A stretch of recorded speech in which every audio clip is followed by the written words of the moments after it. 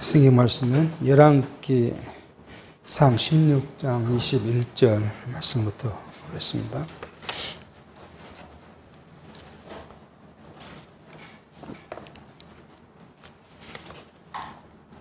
21절 말씀. 그때에 이스라엘 백성이 둘에 나누어 그 절반은 기나스의 아들 디브니를 쫓아 저로 왕을 삼으려 하고 그 절반은 오므리를 쫓았더니 오므리를 쫓는 백성이 기나스의 아들 디브니를 쫓는 백성을 이긴지라. 디브니가 죽음에 오므리가 왕이 되니라. 유다 왕 아사 제31년에 오므리가 이스라엘 왕이 되어 12년을 위에 있으며 디르사에서 6년 동안 치리하니라. 저가 은 2달란트로 세멜렉에서 사마리아 산을 사고 그 산 위에 성을 건축하고 그 건축한 성 이름을 그 산 주인이 되었던 세멜의 이름을 쫓아 사마리아라 일컬었더라. 우리는 지금 하나님께서 솔로몬의 범죄를 통해서 징계하시기로 약속한 대로 이스라엘을 12지파 중에 10지파를 여로보암에게 주름으로써 북이스라엘을 이제 설립하게 하시고 그 북이스라엘을 통한 하나님의 그 이 섭리를 우리가 이제 살펴가고 있습니다. 우리가 지난 시간까지 이제 살펴본 것들을 쭉 보면 여로보암의 아들 나답이 있었고요. 이 나답이 왕위에 오르니까 바사라는 사람이 나답을 죽이고 왕위에 올랐습니다. 바사는 또 자기 아들 엘라가 있었고요. 우리 한번 기억해 보면 여로보암의 아들 나답이 있었고요. 여기서 이제 대가 끊기고 나답을 죽인 바사가 등장했고 바사의 아들 엘라가 있었다 이렇게 이야기를 이게 맞죠? 네. 이렇게 이제 돼 있습니다. 그래서 여기 엘라를 누가 죽였냐 그러면 시므리가라는 사람이 죽였고 시므리가 이제 누가 자기를 쫓아 올라가겠냐 그러면 오므리가 오니까 오므리와 시므리가 이제 싸우게 됐는데 시므리가 오므리가 이기는 것을 보고 죽었다, 자살해 죽었다. 그래서 이제 오므리 왕조가 탄생하죠. 오므리 다음에는 이제 우리 성경에 오늘 많이 나온 아합이 이제 되고 아합의 아들이 여호사밧이 있고 그 다음에 요람이 있어서 이 왕대가 이제 끊기는 걸 볼 수 있습니다. 그런가 하면 남쪽 유다는 죽으죠. 약속하신 대로 솔로몬의 아들 르호보암 그리고 르호보암의 아들이 쭉쭉 와서 이제 우리 현재 뭐죠? 아사왕, 아사의 아버지가 있고 아사왕의 종교 계획이 쭉 이어져 가고 있는 사실을 성경은 지금 이야기하고 있는데 오늘 지금 오므리가 왕이 된 이야기를 지금 하고 있습니다. 오므리가 이제 왔는데 사실 시므리가 죽고 오므리가 이제 왕이 이 앞장에 이렇게 되어 있었는데 보니까 즉석으로 이제 오므리가 왕이 된 것이 아니고 디브니라는 사람이 이제 기나스의 아들 디브니라는 사람이 등장합니다. 여기에 디브니. 이 세 사람이 이 디브니는 성경에 오늘 말씀 외에는 다른 곳에서는 이야기하지 않아요. 그러니까 디브니가 누구인가는 확실하지는 않지만 이 성경학자들은 이렇게 생각해요. 아마 이 엘라의 군대 장관이 충신이겠죠. 군대 장관이 세 사람이 있었는데 하나는 시므리가 있고 또 한 군데는 오므리가 있고 또 디브니가 있었을 것이다. 이 디브니가 오므리하고 싸울 수 있었다는 것은 그만큼 힘을 갖고 있던 사람이었지 않느냐. 그래서 이제 엘라의 이 장관들이었을 것이라고 보는 학자들이 많이 있는 걸 보게 됩니다.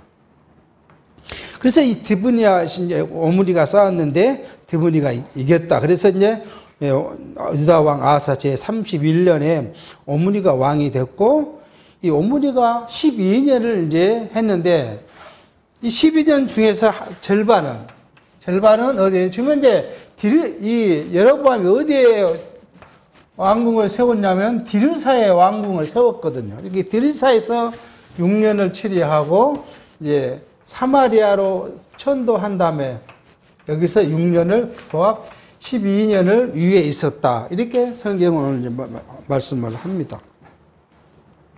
사실 이 사마리아 산을 여기 성경에 이제 그런 말씀은 하지 않지만 사마리아 그 세매를 샀다는 이야기는 성경적 의미로 보면 뭐예요? 하나님의 율법을 범한 것이죠. 이스라엘에게는 땅을 지기표라 그러죠. 이게 여호수아 때 땅을 분할했던 각 지파의 그 자기에게 주어진 기업, 땅을 사실은 영구히 팔 수도 없고 살 수도 없어요. 그건 뭐 때문에? 이 땅은 하나님께서 주신 것이고 하나님이 주인이시고 그걸 좀 의미해요. 그러면서 땅을 만약에 내가 샀다면 50년이 되면 뭘 해야 돼요? 땅을 물어줘야 돼요. 그냥 줘야 돼요. 이게 이제 그 성경 율법의 이야기, 땅에 대한. 근데 이 오므리가 땅을 샀다는 것은 성경을 위배했다. 그렇게 이야기를 할 수가 있어요. 그런가 하면 이 땅을 산 이야기는 바로 아들 아합 시대에 이럴 때 이런 사건이 벌어집니다. 이제 아합의 시대에 가서 다시 이야기가 되겠지만 아합이 이제 아수르와 전쟁에서 이기고 돌아왔는데 자기 그 별궁 앞에 있는 포도밭이 그 해 포도가 잘 됐는지 모르지만 그게 포도밭이 욕심이 났어요. 그래서 나보다게 야 포도 팔으라 그러니까 팔 수 없습니다. 그렇게 이야기를 한 거예요. 왜? 하나님께서 물려주신 기업을 팔 수 없다. 그러니까 이 아합이 절장부였는지 방에 들어가서 끙끙 앓고 있었어요. 그 땅을 가수를 뺏지 못하니까. 그러니까 자기 아내 이세벨이 그걸 알고는 어떻게 이제 공약을 이제 뭐라죠? 그 음흉한 꾀를 쓰지요. 그래서 이 나봇을 죽이고 그 땅을 뺏었던 것. 하나님께서는 그걸 어떻게 말씀하셨냐 그러면 나봇이 피 흘린 것처럼 아합의 집안에 피를 누가요? 개들이요. 아합의 피를 개가 핥을 것이라고 이야기했고 결국 아합 시대에 아합은 전쟁에서 죽고 난 다음에 들에 버려져서 개들이 핥았던 것들을 성경이 이제 봅니다. 그런 이야기가 이제 계속 나오게 되는 걸 볼 수가 있습니다. 이게 뭐 은 2달란트란 것은 그렇게 비싼 값은 아니겠죠. 금이 아니고 은이니까 2달란트만 68kg 되는 것인데 뭐 현대 시세로 하면 한 6천만 원 정도 되는 거니까 산 하나를 그 정도 샀으면 비싸게 샀다고 이제 보기 어려운 것이죠.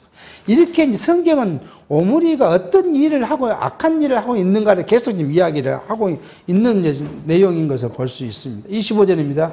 오므리가 여호와 보시기에 악을 행하되 그 전에 모든 사람보다 더욱 악하게 행하여 느밧의 아들 여로보암의 모든 길로 행하며 그가 이스라엘로 죄를 범하게 한 그 죄 중에 행하여 그 헛된 것으로 이스라엘 하나님 여호와의 노를 극받게 하였더라.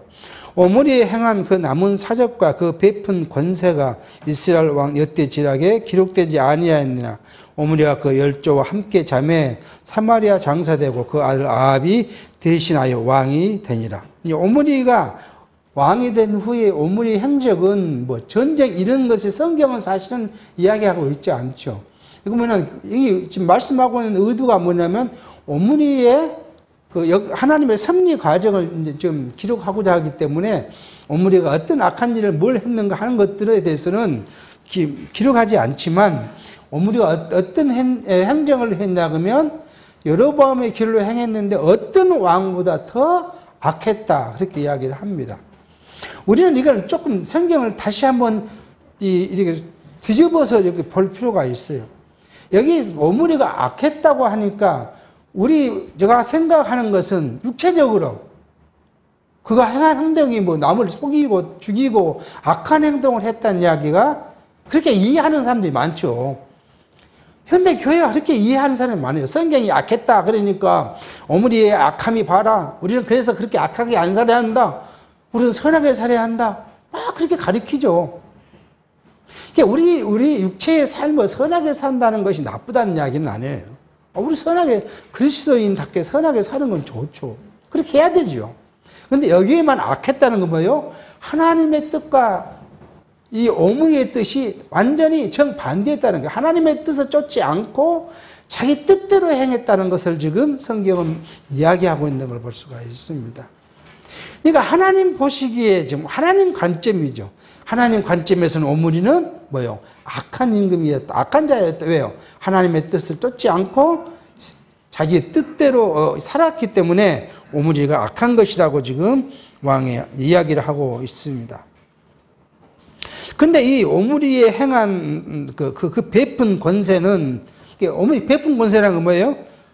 그 오므리가 했던 행적, 그것은 역대 지략에 기록되어 있다. 오늘 성경은 오므리를 악한 사람으로 표현하지만 이스라엘 역사에서는 그렇게 하나님과 관계 말고는 역사적으로는 그 왕으로서 치리는 좀 탁월했다고 해요.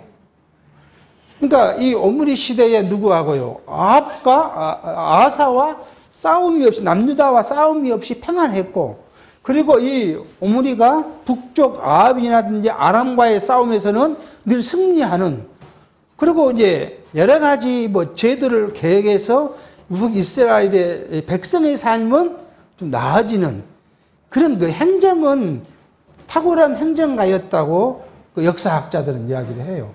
그렇지만 성경은요, 그가 육체적인 것이 아니라 하나님과의 관계에서 악한 임금이었다, 악한 자였다. 그렇게 성경 우리에게 일러주고 있습니다. 근데 여기까지 지금, 물론 이 뒤에도 쭉 갈 겁니다만, 여기까지 온 북이스라엘이나 남유다의 형편은 뭐예요? 우상숭배예요. 자, 이 우상숭배를 통해서 하나님의 노를 격발시켰는데, 이 앞에 왕들은 뭐냐 그러면 대개 개인적 우상숭배였다고 볼 수 있어요. 그러니까 자기가 이방신을 섬기고 제단에 이 산당에 가고 하는 것들은 주로 개인적 자격으로 했다고 하면, 이제 아합 시대에 오면은 공식적으로 우상을 숭배해요. 국가적으로 숭배하게, 자기만 가는 것이 아니라 국가적으로 우상을 숭배하게 해요. 그래서 북이스라엘뿐만 아니라 그것이 남유다에까지 미치게 해서 온통 우상 숭배를 자행하게 합니다. 거기에 가장 핵심적으로 나타난 사람이 지난 시간에 나왔지만 이 시돈, 이방이죠. 시돈 왕의 딸인 이세벨이 아합과 결혼해서 가져온 모든 우상들을 이제 섬기게 했던 그런 일들을 지금 진행합니다. 그런데 우리는 여기 이 우상 숭배라는 이 건, 우리가 생각해 보면, 그렇게 하나님을, 그렇게 선지자들이 이야기하고 하나님의 말씀이 계시고, 이스라엘 사람들을 보면 애굽 땅 종되었던 집에서 어떻게 인도해 내왔고, 그리고 광야 40년을 살게 하시고, 가나안 땅에 자기들을 연고도 없는 가나안 땅에 와서 어떻게 했다고요? 기르지 않는 작물을 먹고 짓지 않는 집에서 살도록 했던 하나님을 생각해 보면, 근데 우리가 생각한다면 왜 우상숭배를 할까? 그런 생각을 할 수 있잖아요. 그게 사실 이성적으로 생각해 보면 이스라엘 백성들의 우상숭배는 이해가 잘 되지 않습니다. 육체적으로 생각하면요. 근데 항상 우리는 뭐예요? 여기가 쭉 앞으로 가면 누구에게요? 신명기에서 하신 하나님의 예고, 언약을 우리가 기억해야 돼요. 하나님께서 모세에게 하신 말씀, 너는 내 열조와 함께 작으니와 내 백성들은 가나안 땅에 들어가면 거기서 편안히 살 거다. 왜? 누가 해주기로 했으니까. 하나님이 그렇게 해주고 약속했으니까. 그때 되면은 이제 뭐예요? 나를 버리고 이방신을 음날이 쫓을 것이다. 과거 예고하신 말씀대로 이스라엘 남유다든 북이스라엘이든 관계없이 계속해서 우상을 숭배합니다. 그건 뭐예요? 언약과 우리가 지금 갖고 있는 건 뭐예요? 언약과 성취의 관점이죠. 언약과 성취. 언약이 없는 성취도 없죠. 그러니까 모든 것이 지금 이 언약과 성취의 섭리가 이걸 통해서 하나님께서 섭리하신다. 하나님이 하셨다. 하나님이 하시고 계신다. 또 앞으로 어떻게 된다고요? 하나님이 하실 것이다. 과거 이스라엘이 하나님이 언약하신 대로 성취하심으로써 그것이 하나님이 하셨다는 것을 우리가 확인하고 확증했다면 앞으로 우리의 삶도 뭐예요? 하나님이 섭리하실 것이다. 나를 형통한 길로 가게 하거나 공고한 가게로 가게 하거나 모든 일들이 다 하나님이 하실 것이다. 내 개인적인 것, 또 뒤에서 다시 말씀드린 내 개인의 것도 다 하나님이 하실 것이다라는 것이 우리가 확인되어지고 확증하고 그걸 믿어지면 그 믿어진 만큼 우리는 하나님을 경외할 수 있는, 믿어지지 않으면 그만큼 우리는 힘들어요. 왜요? 세속적 가치로 그것을 바라보게 되면 왜 나만 그러냐는 이야기가 분명히 불평이 나와요. 왜 하나님 나만 그랬습니까? 왜 나만 공고함을 당하게 합니까? 왜 나만 실패하게 합니까? 그래서 과거에 이제 그 신앙 간증이라는 것들을 이렇게 부응집하면 그런 이야기가 많잖아요. 내가 이렇게 실패했습니다. 나는 실패했다. 하나님을 원망했더니 하나님이 뭐 스페셜 내 음성을 줘서 내가 하나님 그것을 알게 해서 지금 감사하고 삽니다. 사실인가 아닌가는 모르겠죠. 그런 신앙 간증이라는 그런 것 통해서 사람들의 마음을 막 유혹했던 그런 과거 우리가 있었어요. 근데 우리는 근데 그 일반 기존의 교회에서는 하나님의 언약 이건 말도 안 하거든요. 꺼내지도 않아요. 내가 하나님을 잘 섬기면 하나님은 나에게 복을 주고 내가 하나님께 충성하지 못하면 하나님은 내게 벌을 내리신다. 저주를 주신다. 그렇게 배웠기 때문에 내가 정말 교회 열심히 다했습니다. 그런데 왜 나한테 이렇게 힘든 일을 주십니까? 잠언서에서는 불매 전도서에서는 그 잠언서 기자 솔로몬을 통해서 우리에게 인생은 하나님이 공고함과 형통함을 같이 줘서 내 미래를 알지 못하고 그래서 누구를요? 하나님만 의지하고 살도록 하기 위해서 인생을 데려가는 방식이 공고와 형통을 갖게 준다고 성경은 말씀했는데 설교는 어떻게 해요? 항상 하나님의 축복만 이야기를 했어요. 저주는 어떨 때요? 불충성하실 때. 그래 나는 내가 충성했다고 생각했는데 내게 공고가 오면 하나님 원망할 수밖에 없죠. 그게 뭐 당연하지 않겠습니까? 내가 내 생명을 거의 바치다시피 해서 하나님께 충성했는데 내게 어려움이 온다? 그럼 하나님 나를 버렸는가? 그런 의심을 가질 거 아니에요. 근데 우리는요. 하나님의 약속이 그렇게 하겠다고 했기 때문에 내게 지금 당하는 것들은 하나님의 약속이 이루어진 것이라고 믿어지면 그때 우리는 평화가 우리에게 들어올 수 있는 것이죠. 이걸 지금 성경은 이야기하고 그러니까 이스라엘 백성에게 하나님의 언약을 이야기하고 그 언약이 성취된다는 사실을 가리키는데 수천 년이 걸려요. 수천 년이. 조금 뒤에 다시 한번 그 이야기를 살펴보도록 하겠습니다. 29절입니다. 유다왕 아하사 제38년에 오므리의 아들 아합이 이스라엘 왕이 되니라.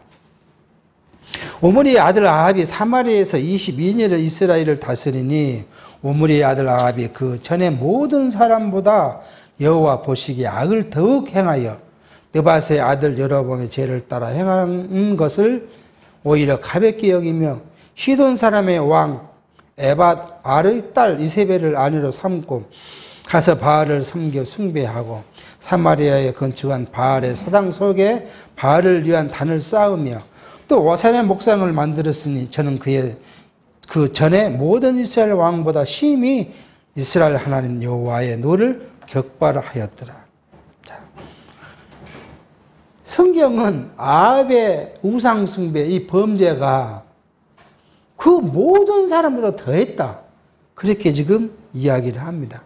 그런데 그 이 31절에 이런 악을 행하는 데 동기가 조금 전에 말씀드렸지만은 이세벨이라는 사람을 아내로 삼고 그 모든 우상을 갖다가 섬기고 그랬다. 그렇게 지금 말씀합니다. 그러니까 오히려 이 아합의 범죄는 여로보암의 길은 가벼운 것이다. 그렇게 말한 것만 하면 더 중한 범죄를 지금 우상숭배를 했다. 그렇게 지금 이야기한 것이죠. 자, 바알, 이미 알죠. 바알은 뭐예요? 남신이고 부유 풍요의 신이에요. 그리고 이 아세라는요, 여신이에요.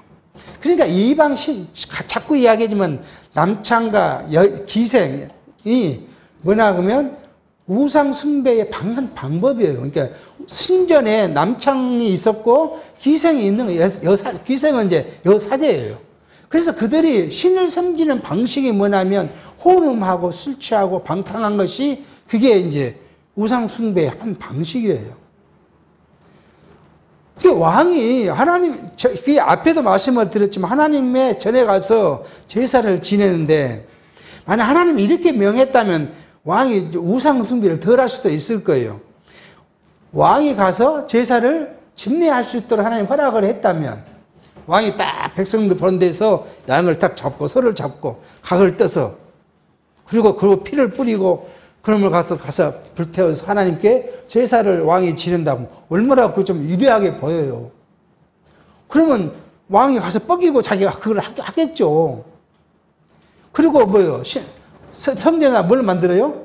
하나님이라고 크게 뭘 만들어 놓고 그 앞에 절하고 딱 자기 문무백관들을 뒤에 세우고 자기 앞에 절하면 따라서 절하고 그렇게 했으면 아마 이런 우상을 덜 섬겼을는지도 몰라요. 근데 왕은 가서 뭐 해야 돼요?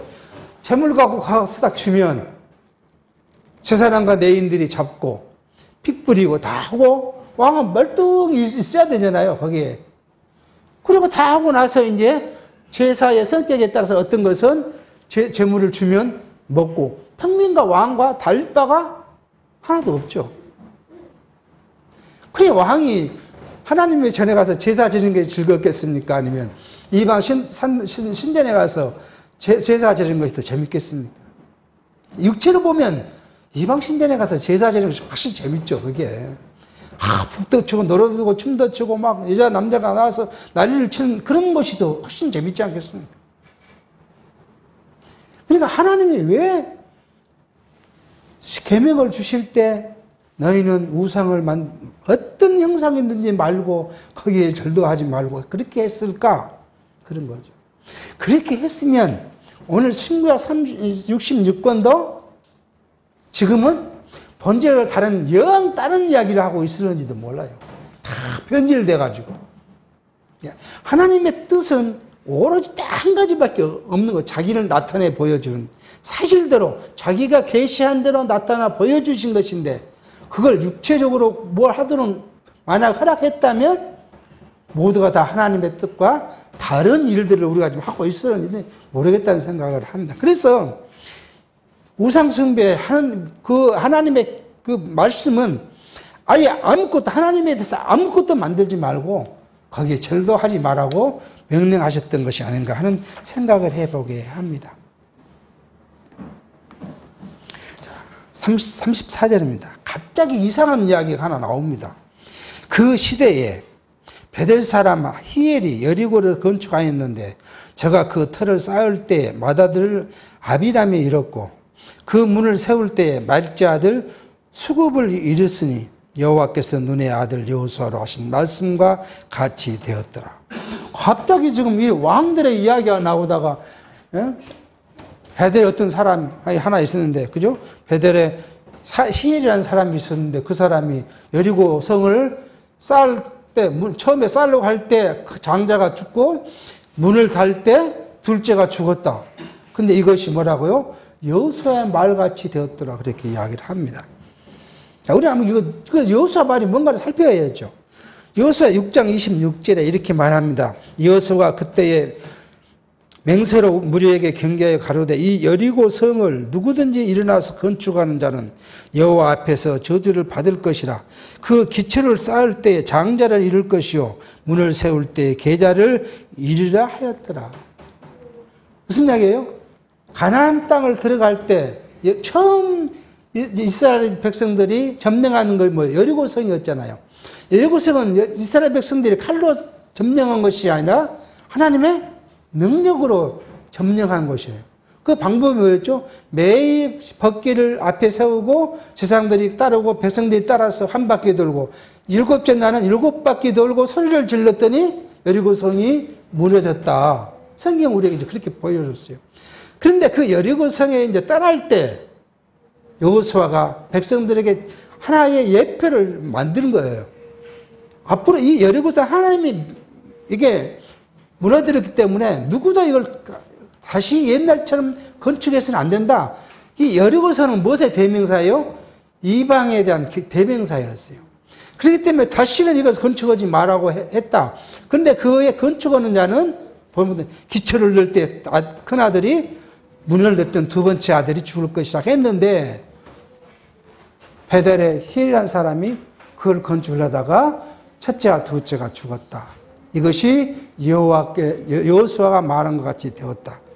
뭐예요? 하나님의 언약이 성취된 사실을 이스라엘 백성들로 하여금 또 생각나게 하는 거예요.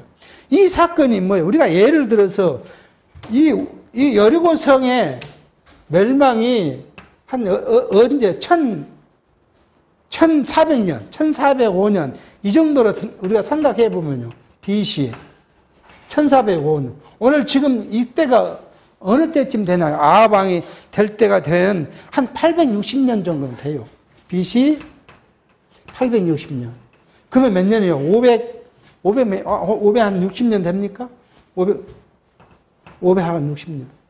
560년 전에 말한 것이 560년 후에 이루어졌다는 사실을 백성들에게 지금 이것을 알게 한 거예요. 이 하나님의 말씀, 언약은 그 때가 뭐 우리가 생각하면 10년, 20년인 그렇게 생각하는데 그것이 아니라는 거예요. 1000년도 될 수 있고 뭐 500년도 될 수 있고 그 이루어진 때는 하나님이 정한 그때 이루어지게 하실 거예요. 이걸 위해서 지금 역사하시는 거예요. 어떻게 보면 작은 거 하나 같지만 성경에 작은 거 하나 같지만 이 작은 것마저도 뭐예요? 하나님의 언약대로 성취되고 있다는 사실을 우리에게 알게 합니다. 그런데 우리가 다시 우리로 한번 와 보면 우리로 와 보면 자 여러분 저와 여러분은 뭘 해요? 첫 번째 아주 여기 나라고 보면요. 아주 멀리 있는 건 뭐예요? 우주와 만물을 누가 주관하신다고요? 하나님께서 주관하시고, 주관자가 하나님이시고, 섭리하신다. 믿어집니까? 아주 우리가 볼 수 있는 건 아니에요. 아주 먼 것인데, 이거 믿어줄 수 있어요. 왜요? 이것이 달라지는 일이 우리에게 하나도 없으니까. 이건 작년에도 그랬고, 올해도 그랬고, 10년 전에도 그랬고, 100년, 1000년 전에도 있으니까, 이거 우리는 무의식적으로 이해하고 믿어줄 수 있어요. 조금 더 뭘 하면요. 인류의 역사를 하나님이 이루신다. 이건 잘 안 믿어줄 수 있어요. 그 사람의 지략이 탁월했다. 예를 들어서 중국 삼국지를 얼마 전에 삼국지 이야기가 이 KBS 역사전을 그날에서 한 4편을 다뤘는데, 지략이 우수했고, 모든 거 뭐예요? 환경이 그랬고, 그 다음에 자원이 충분했고, 여러 가지 그런 것으로 인문학적으로 분석하면, 뭐요? 하나님이 하셨다? 글쎄, 이렇게 까고뚱해 줄 수 있어요. 그래도 우리가 하나님이 하셨다고 믿는다. 그렇게 말할 수 있죠. 좀 더 하면요. 한국의 역사를 하나님이 주관하셨다. 우리가 구한말을 생각해 보면 이 고종이 얼마나 무능했습니까? 고종처럼 무능한 사람이 역대 왕이 없었을 거예요. 조금만 누가 뭐냐면 일본한테 갔다가 일본이 뭐 하면, 중국, 청나라한테 갔다가, 그러다 보니까 청일전쟁이 생겨가고, 또 그래도 일본한테 갔다, 일본이 왕비를 죽이니까 어디로요? 아간 파천하잖아요. 러시아에 갔다가. 그래서 또 너일전쟁이 시작되고, 얼마나 무능합니까? 고종의 무능 때문에 그랬다고 우리는 볼 수 있겠죠. 근데 고종의 무능을 누가 주관했다고요? 하나님이 주관했다고 그렇게 믿으라고 하면 잘 믿어지겠냐고요. 그런데 이제 좀 더 가까이 와 봅시다, 이제. 우리 여러분과 저의 모든 인생을, 우리 가족을 놔두더라도 내 인생을 하나님이 주관했다. 그래서 저 이야기를 한 거예요. 저 이야기를 하면, 하도 까부니까 하나님이 나를 뭐 했다고요? 고혈압도 주고, 당뇨도 주고, 저는 콩밭에 돌 생기는, 그런 심한 그런 것도, 저는 1년에 두세 번씩 나와가지고 병원도 가야 되니까요. 이거 하나님 하셨다? 책을 찾으면 뭐예요? 제가 고기를 많이 먹으니까 단백질이 분해할 때 찌꺼기로 나오는 요소가, 많아가지고 요소가 배출 안 되니까 콩팥에 돌이 실질적으로 그걸 분석하면 요산이 많아서 그것 때문에 돌이 생겨요. 그런 생각은 뭐예요? 내가 고기를 많이 먹어서 그렇지. 하나님이 나를 그렇게. 그럴 수 있어요. 그렇게. 안 믿어줄 수 있어요. 그러니까 하나님이 나의 주관자라는 것이 이성적으로, 지식적으로는 알겠는데 내 중심에서 그걸 인정된다는 것이 쉬운 것이 아니더라는 거예요. 이스라엘 백성에게 하나님이 성취했다는 것을 알게 하는데 수없는 세월 동안에 하게 하고, 이제 아합 이후에는 막 즉각적으로 해요. 선지자를 보내가지고 아합이 전쟁으로 갈 건데, 하나님, 전쟁으로 갈 것입니까? 그러니까, 뭐예요? 하나님께 어떻게 말하냐면, 아합의 나라에 한 1000명 되는 거짓 선지자들에게 거짓 영을 줘갖고, 아합에 가면 분명히 이깁니다. 승리하고 오실 겁니다. 근데 선지자 딱 한 사람에게는 하나님의 영이 거짓이다. 가면 당신 그냥 편안히 못 돌아올 것이다. 그야말로 죽어서 들어온다. 그러니까 아합은 1000명 말을 듣고는 의기양양하는데 혼자만 한 것이 아니라 남쪽 유다의 왕까지 데리고 가서 전쟁했는데 결국은 거기서 죽어요. 누구만 한 사람 참 선지자의 말대로 죽어요. 이런 일들을 계속 발생시키는데도 불구하고 뭐예요? 이스라엘이 하나님의 언약 성취를 믿지를 않아요. 그러니까 우리가 지금 성경을 배워가는 이유가 뭐예요? 하나님의 언약 성취를 우리가 계속 내 역사가 아니라 이스라엘 역사를 통해서 확인한 거예요. 그래, 하나님이 이렇게 말씀하셨으니까 그대로 됐어. 이때도 하나님이 이렇게 말씀하니까 됐어. 계속 하나님의 언약과 성취를 계속 확인하면서 그게 어디로 와야 돼요? 내게 와서 내 머리와 내 생각과 모든 것을 꽉 그걸로 붙잡아서 하나님을 믿지 않으면 하나님이 나의 주관자가 된다는 것을 말로만 하지 내 중심으로는 하기 어렵다는 것을 우리가 경험적으로 알 수 있어요. 이게 오늘 그냥 왕들의 이야기를 하다가 갑자기 여리고성의 문을 만드는데 죽고 기천을 넣으니까 누가 줬는데 이것이 벌써 560년 전에 여호수아에게 했던 이야기가 그대로 우리도 잊어버렸잖아요. 우리 사람 같으면 560년에 누가 우리 지금 조선실록에 나온 뭘 했다 그러면 지금 잊어버리고 말 일이잖아요. 그런데 하나님은 자기의 약속을 전혀 잊지 않으시고 그대로 시행하고 계신다는 사실을 지금 우리에게 보여주신 내용이라고 봅니다. 그러므로 지금 이제 우리는 여기 역사에서 보는 가장 큰 시각이 뭐냐 그러면 왜 북쪽은 이렇게 자꾸 길면 4대, 짧으면 2대, 어떤 사람 이건 일주일 7일간 왕이 됐으니까 이렇게 하나님은 그를 저주하셨을까? 똑같이 범죄했는데 왜 남쪽 유다는 저주하지 않고 전소시켜주고 있을까? 하신 것이 뭐예요? 하나님의 언약이었다는 거죠. 그 언약을 다시 살펴보면 아브라함에게 약속하신 대로 야곱이 유다에게 약속할 때 뭐예요?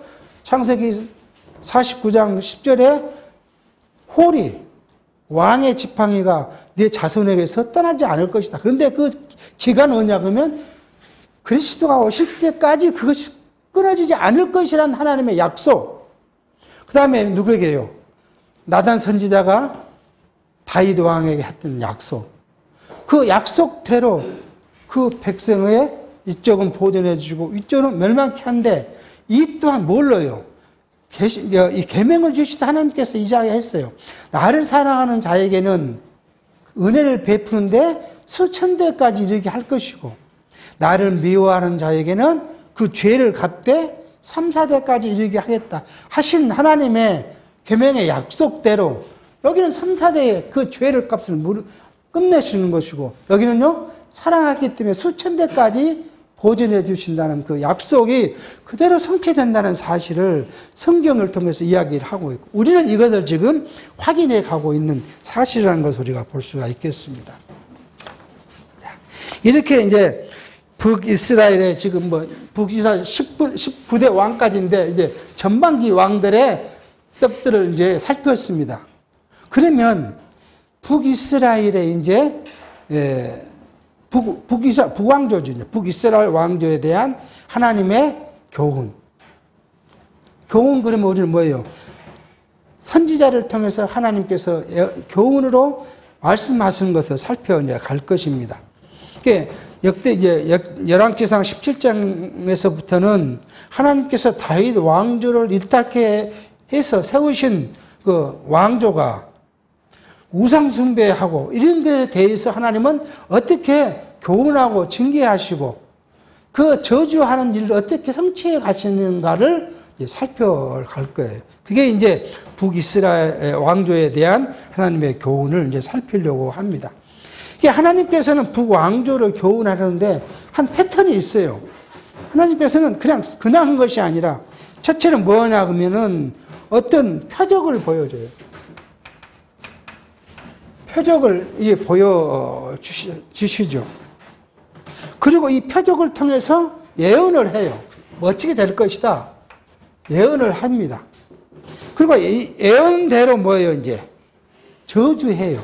북이스라엘의 불순종을 하나님은 저주해요.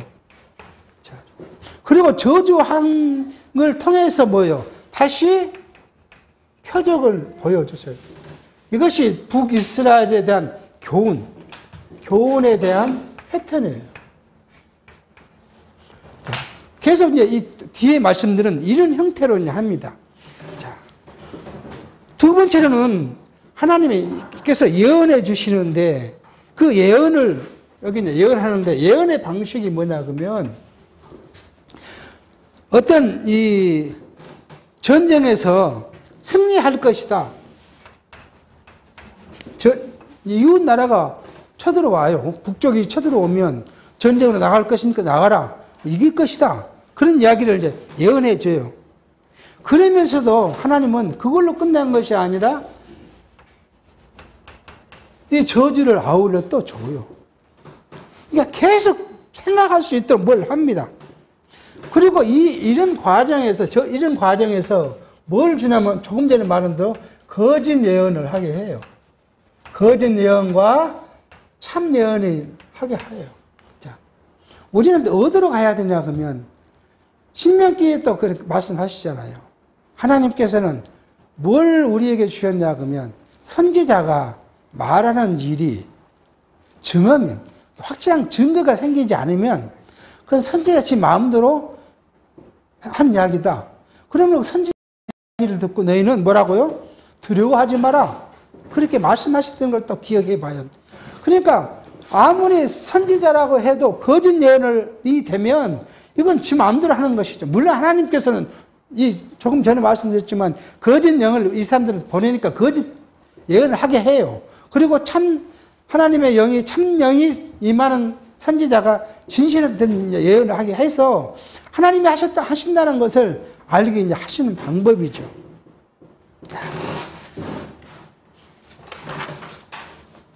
그리고 이제 이게 똑같이 저주로 임하고 표적으로 해서 교훈을 마무리해 갑니다. 자, 이 하나님께서 이스라엘 자손들에게 하는 이 패턴, 이것을 이제 계속 가면 한번 깊이 이제 살펴갈 것이고요. 그래서 17장부터 19장까지는 표적으로 이제 교훈하는데, 북왕조에 대한 교훈을 하는데 표적으로 합니다. 표적과 교훈을 하는 것은 많은 사람들이 뭐예요? 눈으로 경험할 수 있는 거잖아요. 이런 것이 없으면 눈으로 우리가 경험할 수 없는, 그냥 귀로 뭔가 듣고 말면 우리가 잊어먹을 수 있는데, 자기 눈앞에서 어떤 일이 발생되면 그 오랫동안 기억할 수 있잖아요. 그러니까 그렇게 하신 것은 뭐냐 그러면 이러한 이적 역사를 통해서 교훈해 주는 것이죠. 깊이 인식가 남을 수 있도록 이스라엘 백성에게는, 오늘 우리에게는요, 그 역사를 통해서 확인할 수 있도록. 만약에 하나님께서 글로 이렇게, 세미한 음성으로 되고 말았다 그러면은 그 세미한 음성으로 알 수 없으니까 확인할 수 없지만, 이렇게 성경을, 역사를 통해서 확인시켜 주시면 하나님이 하셨다는 것을 우리가 인식하도록 그렇게 보여주고 있다는 것을 이제 봅니다. 또한 북이스라엘이 심판을 당한 이유는 뭐예요? 계속 그 이야기를 해요. 하나님의 언약이다.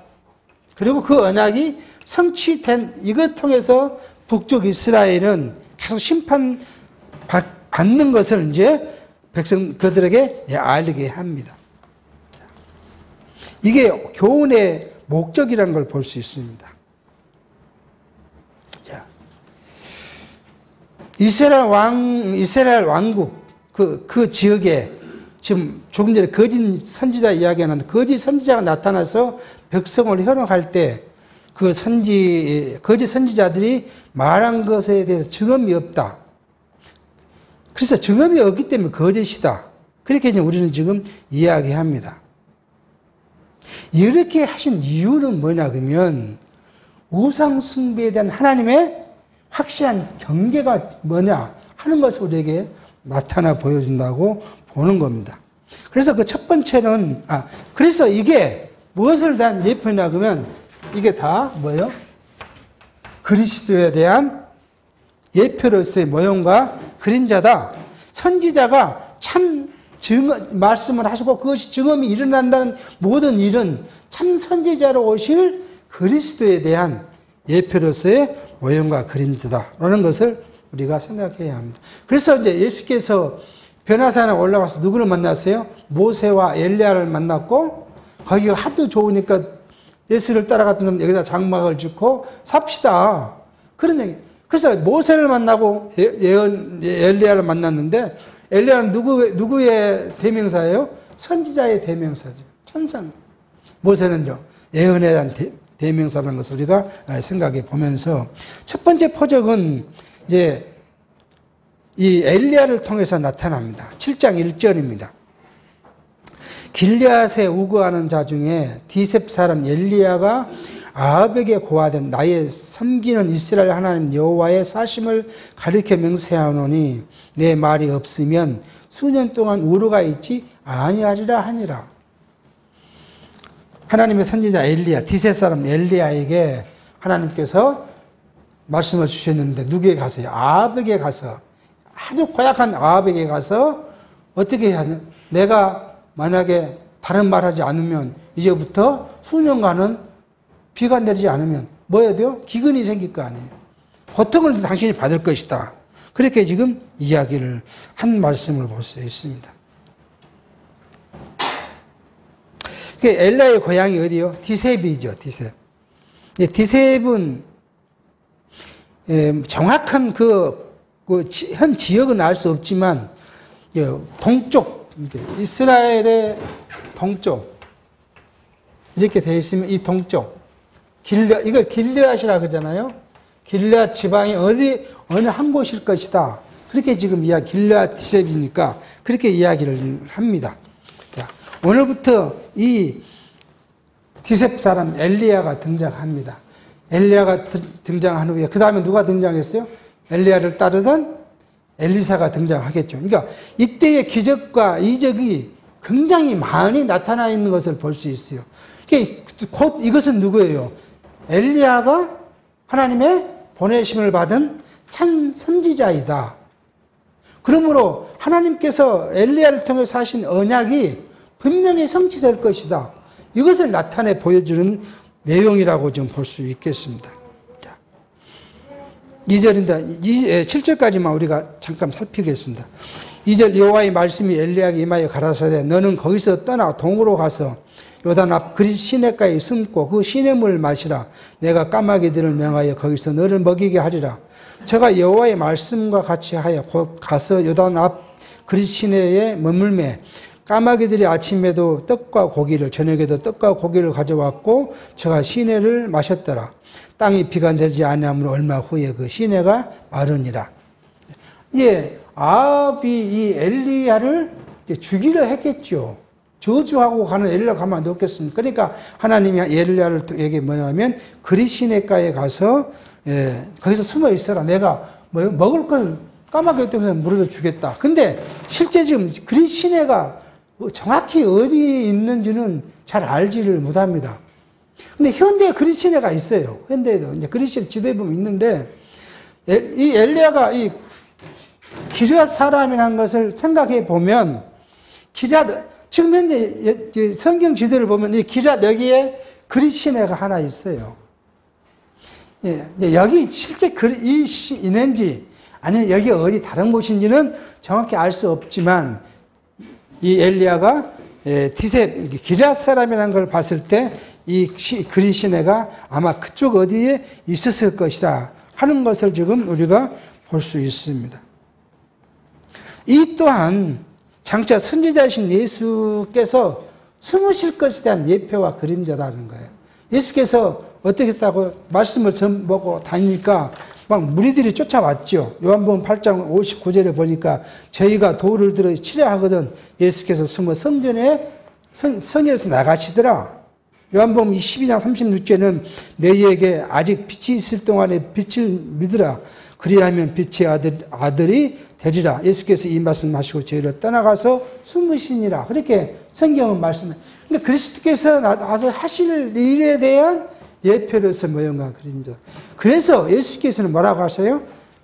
구약의 선지와 율법과 시가가 다 누구를요? 나를 가리켜 한 말이다. 그렇게 예수님 말씀하셔. 그러니까 구약의 전체는 누구예요? 오실 그리스도에 대한 예표, 모형이라는 사실을 성경을 통해서 경험했습니다. 아마도 엘리야는 이런 경험을 통해서 하나님이 자기와 함께 하신다는 사실을 더 깊이 인식했을 것이고요. 그러므로 아합의 박해와 그 공고를 견딜 수 있지 않을까 하는 생각을 하게 합니다. 결국 엘리야는 그리 시내에서마저도 이제 물이 어째요? 없어졌다. 오늘 성경에 말랐다 그래요. 그러니까 하나님은 두 번째 준비 곳으로 보내는데 그게 뭐예요? 사렙다 가브의 집으로 엘리야를 보내는 사건을 이제 살필 겁니다. 이 말씀은 다음 시간에 살피기로 하겠습니다. 기도하겠습니다. 하나님 아버지, 하나님께서는 성경 말씀을 통해서 하나님을 계시하시는데 그 계시는 하나님이 언약하시고 언약대로 성취하신다는 사실을 이스라엘 역사를 통해서 우리에게 확인시켜주고 계신 말씀을 살펴갑니다.